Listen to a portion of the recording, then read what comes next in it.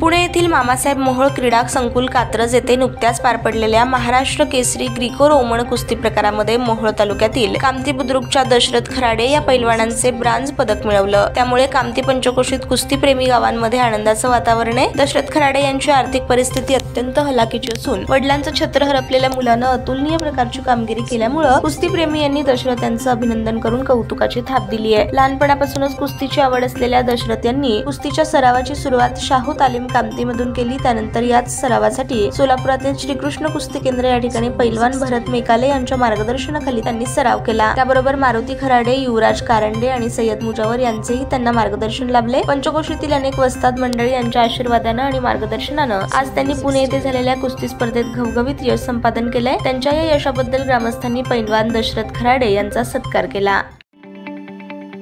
ताज्या बातम्या पाहण्यासाठी प्राईम महाराष्ट्र न्यूज चॅनलला सबस्क्राईब करा।